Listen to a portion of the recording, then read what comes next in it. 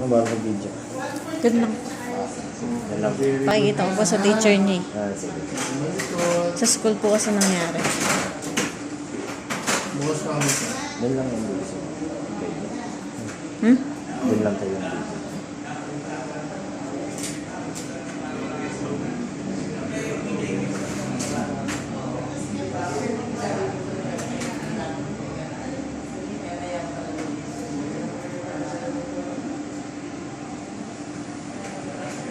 Okay, very good. Tingnan mo, ha?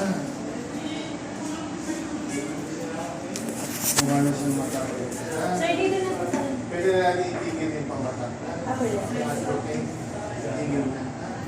Yung pong kombigan daw. Busin nyo lang. Ubusin na lang po yun. So, Eri po dala ko ito. ito after a few days, stop na ngayon yung atropine. Ha? Ngayon. After a few days, muli yung Lord. Ha? Basta mo yan. Pwede ka na ulit. Nakaban po kasi. Umilag ka kasi.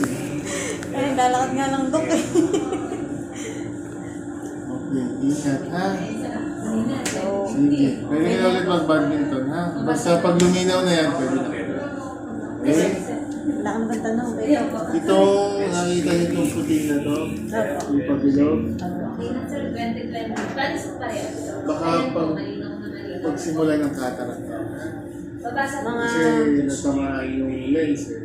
So, Hindi po kayo naiinom. in the future, matagal pa naman dok. sana.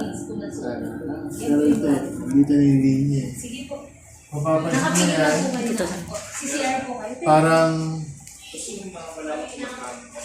Opo. sobrang, parang iba yung silaw mo sa ilaw. Di ba yung normal, gaganon ka lang.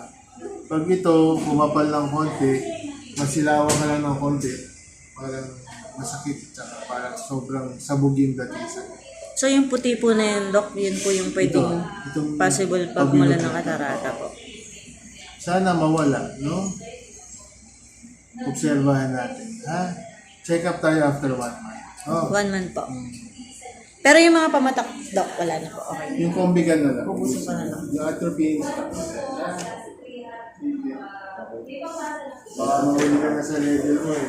Budget ka na ulit, ha? Thank you, dok. Ingat. Thank you po. Ingat.